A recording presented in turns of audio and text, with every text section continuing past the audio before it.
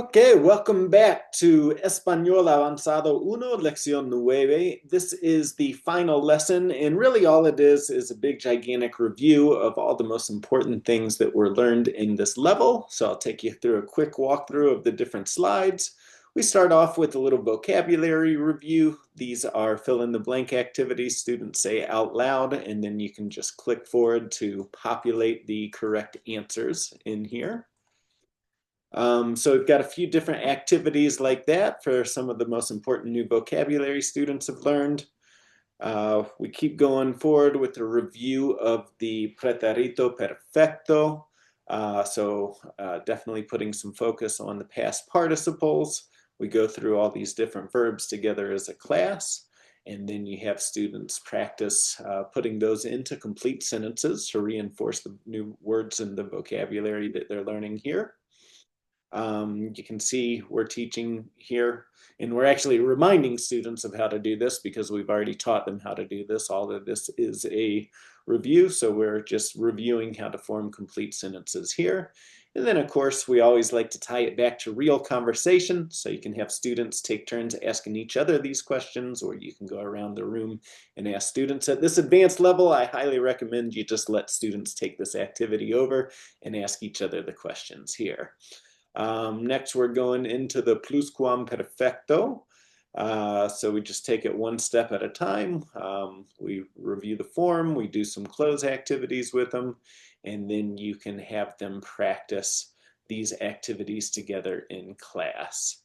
Next, we've got a little role play activity for going to the hospital. So students are reviewing how to do this, and then you're going to let them do these role play activities based off of the images and the prompts that they're seeing here. They're going to take turns pretending like they're talking to a doctor here.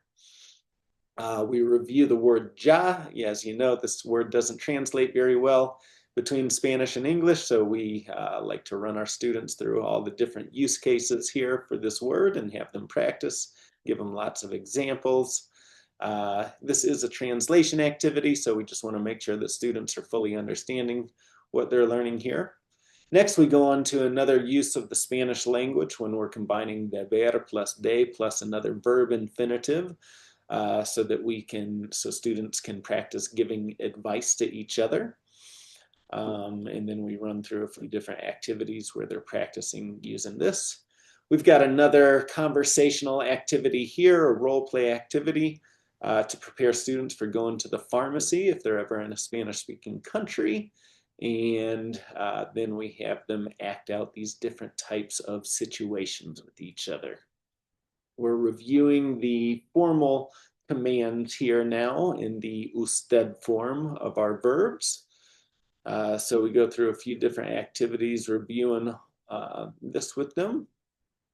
Now we're going to go over some of the irregular patterns in that same formal usted form of the commands. And then we just have students practice this.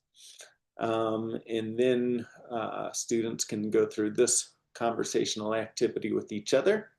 In this level, we were introducing students to the subjunctive, so we're definitely going to take our time here and remind students of how and when to use the subjunctive with our different AR and ER and IR verbs.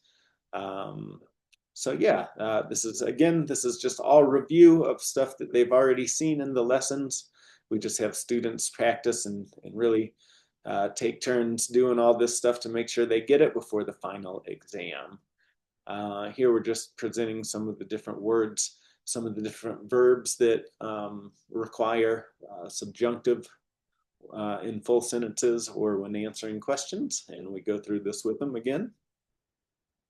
And we found that by doing this, it really makes it stick, and students are able to pick up the subjunctive pretty easily.